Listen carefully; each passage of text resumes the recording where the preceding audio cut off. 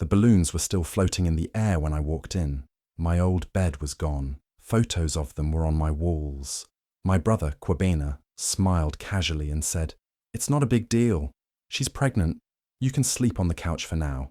I smiled back, because I knew something he didn't. The house wasn't fully paid off. The mortgage was still in my name. And now, I had the perfect baby shower gift. Amali had always been the quiet one. She preferred books over gossip, peace over noise, and memories over money. The house she lived in wasn't just bricks and walls. It was the last part of her mother she had left. Every photo on the wall, every teacup in the cabinet, every corner held a piece of her childhood. After her mother passed, she made it her responsibility to care for the place. She paid the bills, mowed the lawn, cleaned every window with her own hands. She even turned the back room into a cozy office, running her small online business from there, working hard and dreaming quietly. Kwabena, her older brother, was different. Loud, flashy, charming. He'd always been the favorite. Their mother, even when frustrated, would still light up when he walked in. Amale didn't mind. She was used to the background. Kwabena lived in the city now, in and out of trouble, but he always acted like the house still belonged to both of them. He'd show up unannounced, crash for a night or two, then vanish again.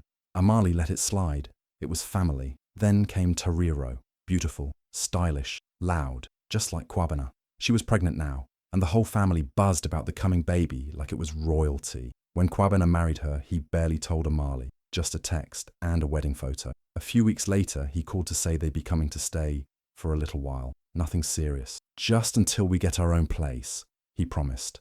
Amale agreed. She always did, because no matter how many times he took advantage, she couldn't bring herself to say no. Because deep down, this house wasn't just about her, it was her mother's love, and she never wanted to be the kind of person who locked family out of that. But something about this visit felt different. There was a tension she couldn't explain, a shift in the air, like the walls were holding their breath. And Amale, though still calm on the outside, felt something heavy start to stir inside her, something quiet, but strong. It started with a simple phone call. Kwabena's voice was smooth, casual, as if he were asking to borrow a sweater.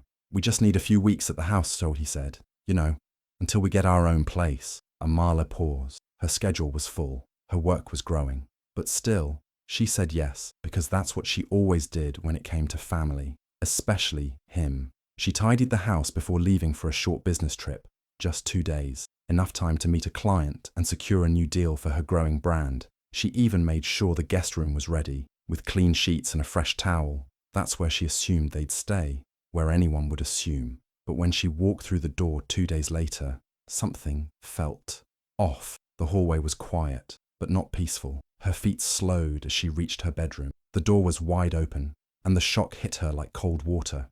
Her bed was gone, her bookshelf emptied, her clothes, her books, her memories, all packed into cardboard boxes, stacked without care in the corner of the hallway. And there, right in the center of her room, was Tariro, lounging against the pillows like it had always been hers.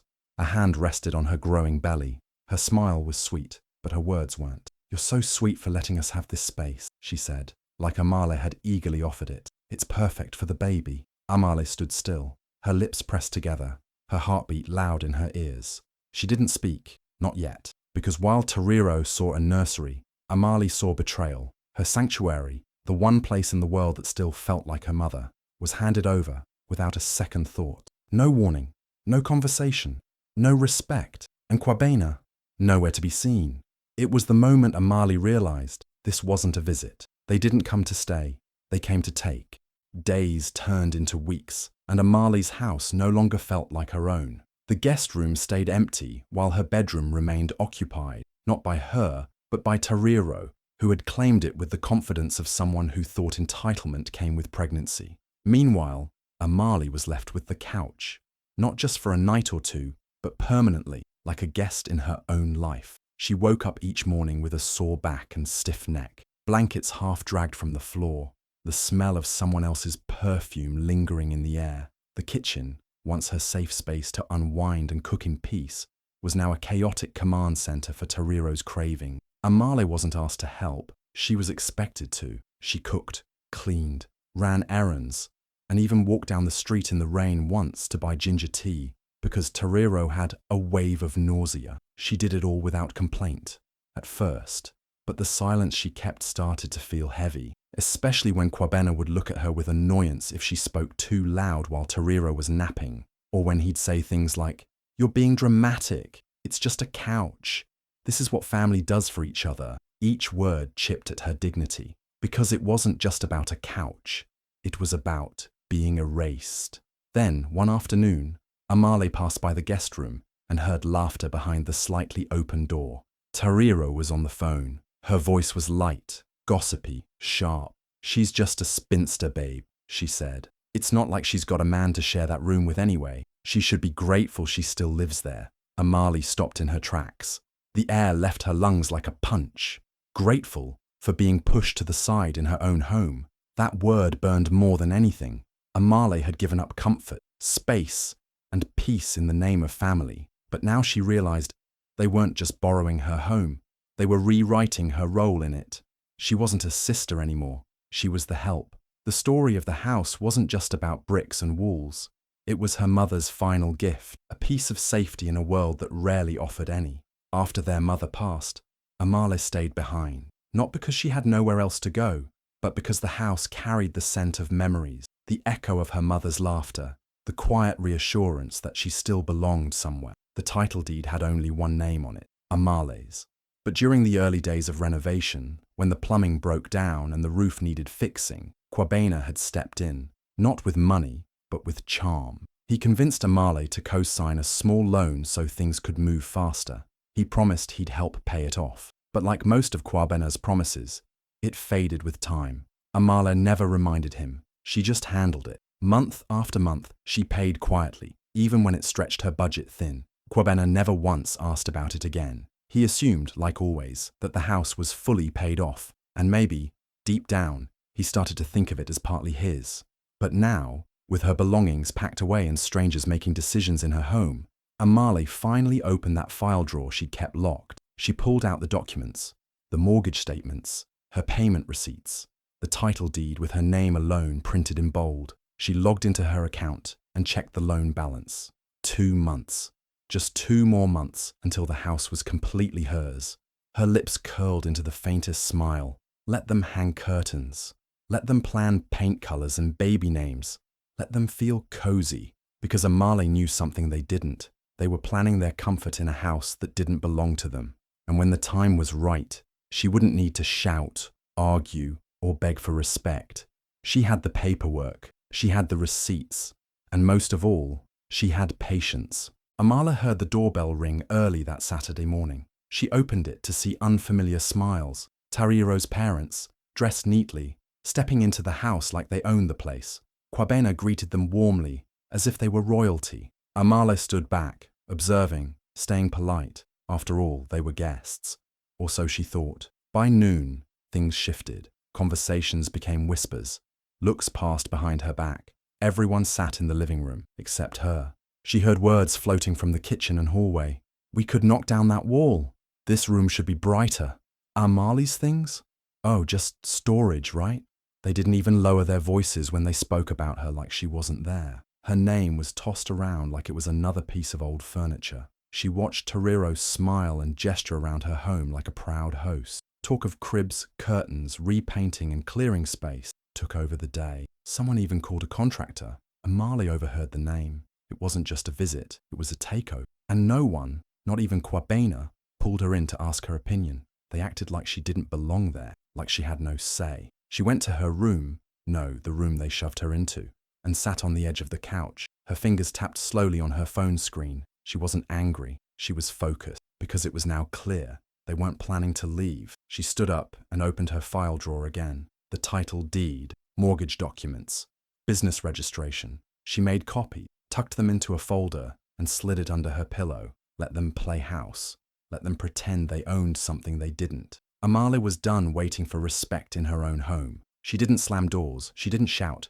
She smiled, even served tea, like the perfect hostess they didn't know they should fear. Because what was coming next wasn't a reaction, it was a plan, and it would hit harder than any words ever could. She wasn't just getting ready to take her house back. She was getting ready to remind them whose name had built it. The baby shower was loud, full of laughter, pastel balloons, and the smell of catered food. Everyone was dressed up, celebrating Tariro, glowing in her peach dress, surrounded by gifts wrapped in ribbons and shiny paper. Kwabena stood proudly at her side, greeting guests like the king of the house.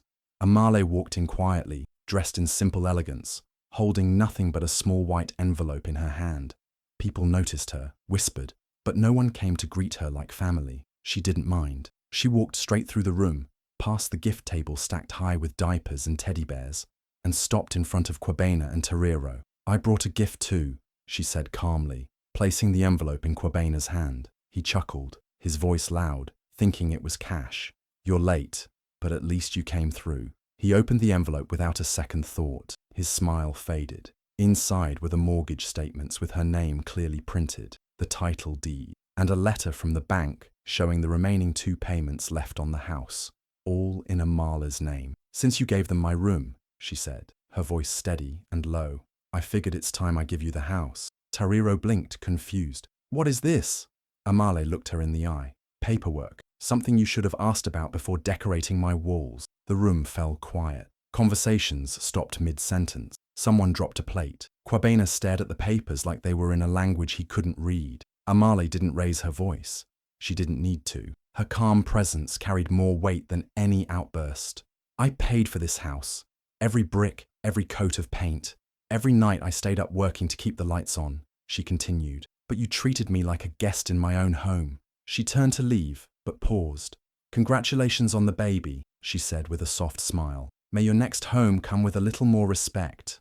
And just like that, she walked out, not defeated, but powerful, because some gifts don't come wrapped in bows. Some come with truth and ownership. Kwabena stood frozen, the papers shaking slightly in his hand. His confident grin had completely disappeared. He looked around, as if searching for someone to tell him this was all a joke, but no one moved, no one laughed. His face, once full of pride and certainty, now looked pale, confused, and cornered. Tariro leaned over his shoulder, scanning the documents. Her voice tried to sound light, but the nervous crack gave her away. "That's just paperwork," she said with a tight laugh. "We're family. This doesn't matter." Amale didn't flinch. She stepped closer, eyes locked on Tariro. "Exactly," she said quietly. "And family doesn't erase each other." The room was still. You could hear someone's bracelet jingling across the room as they tried to quietly take off a gift bag and sneak out of the tension. Kwabena opened his mouth to speak, but nothing came out. His entire plan, the assumption that he could take without asking, control without consequence, had crumbled in seconds. Tariro tried again, her voice sharp now. "But you said it was our house. You said your mum gave it to you both." Amale turned slowly. "Number.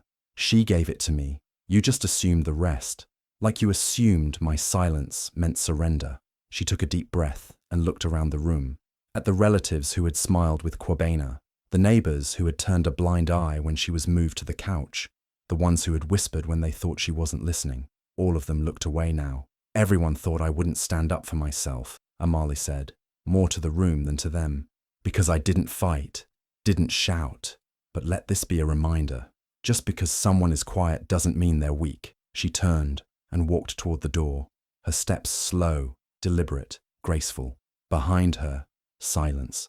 Kwabena looked down at the documents again, realizing for the first time that everything he built was on sand, and Amale had just shown him the foundation he never owned. 2 weeks after the baby shower, the energy in the house had changed. The silence wasn't peaceful, it was tense, thick, almost waiting. Then, one quiet morning, a courier arrived at the front door with a formal envelope. Kwabena opened it, expecting bills or mail for Tariro, but his expression shifted the moment he read the first line. It was an official eviction notice, not a threat, not a warning, a deadline. Amale had officially registered the property under her new business, a creative retreat space for women entrepreneurs. The legal transfer had been completed. The name on the title deed was no longer just hers. It now belonged to a company, and that meant boundaries were no longer personal. They were legal. Kwabena read the letter twice, then again, slower, hoping the words would change. Tariro snatched it from his hand. "She can't do this," she snapped. But Amale could, and she had. In the following days, the house shifted. No more group dinners. No more loud TV. No more territorial comments from Torero. Everyone stayed out of Amale's way. Moving day came quickly. Kwabena packed in silence. The confident older brother who once declared, "It's just a room," now avoided eye contact. He didn't ask for more time. He didn't try to argue. He knew better now. Torero tried once, just once, to guilt Amale. "So you're really kicking out your brother?" "While I'm pregnant," Amale simply replied. "You were never kicked out. You just never belonged here the way you thought." The taxi they called was small. It barely fit their bags. The flat they were moving into was smaller. 1 bedroom, no backyard, barely enough space for a crib. It was a far cry from the house they had tried to claim. And as the front door closed behind them, Amale stood in the hallway, alone, steady and stronger. She didn't slam the door. She didn't celebrate. Because real power doesn't need noise. It only needs truth. The house felt new, not because it was bigger or more expensive, but because for the first time, every wall, every room, every corner truly belonged to Amale, in spirit, not just on paper. She painted the walls in warm shades of orange and green, the colors her mother once loved. She replaced the heavy curtains with light linen drapes that danced with the breeze. Her small office was now a vibrant studio, filled with color, soft jazz playing in the background, and shelves lined with the handmade crafts that started it all. This wasn't just a house anymore. It was a home, her home, built not just with bricks, but with patience, pain, and persistence. Amale poured her energy into her brand. What started as a small online shop became a growing platform. She began teaching other women how to build businesses from home, how to create income without needing anyone's permission. Orders rolled in, then partnerships, then speaking invitations. Her story spread, first on social media, then beyond. One day, a journalist reached out after seeing a viral post. The article's headline made Amale smile. The girl who was kicked out of her room, then reclaimed the deed. It wasn't just catchy, it was true. The article told everything. How she had been pushed aside in her own home, how she'd been dismissed, insulted, taken for granted. But it also told of how she fought back, not with loud words, but with quiet strength. The piece went viral. Women all over Kenya, and even outside, began messaging her, thanking her, relating to her, asking for advice. Amale never once mentioned her brother's name. She didn't need to. The story wasn't about revenge. It was about reclaiming. She looked around one morning, fresh flowers in a vase, sunlight pouring in, her laptop pinging with new orders, and realized something. This was the life she'd been building all along. She wasn't just living in her mother's house anymore. She had built something bigger. She had built a home. Months had passed. The garden Amale planted was now in full bloom. Laughter echoed from the creative retreats she hosted, and her home had become a peaceful haven, something sacred. One quiet afternoon, she heard a knock at the gate. She didn't expect anyone. When she stepped outside, it was Kwabena, standing there with his hands in his pockets. He looked nothing like the man who once walked through that door as if he owned it. He looked smaller now, softer. He didn't ask to come in. He just looked at the house and said, "Can I just see the baby's room?" Amale's eyes didn't blink. She stared at him for a moment, her voice calm and steady as stone. "There are no baby rooms here," she said. "Just grown-up consequences." There was no shouting, no need for it. The silence that followed carried more weight than any words ever could. He didn't argue. He didn't beg. He just nodded slowly, turned, and walked away. And Amale? She didn't feel bitter, just free. That room he once thought was just space had been more than a room. It had been her sanctuary, her safe place, her foundation. And now, it was the beating heart of everything she had built, a space for women to heal, to learn, to create. That room had become something he couldn't even begin to understand. As she watched him disappear down the street, she closed the gate behind her and took a deep breath. Inside, the house was alive, not with babies or chaos, but with purpose, with growth, with peace. Final voiceover plays over her walking through her home, her hands brushing against the walls she painted, the shelves she filled, the space she transformed. They gave away what they thought was mine. I reminded them who built it from the ground up. Drop a comment. What would you have done in Amal's shoes? Share this with someone who knows the value of quiet strength. Like if you believe that boundaries are a form of self-love. Follow for more powerful, real-life inspired drama that hits deep.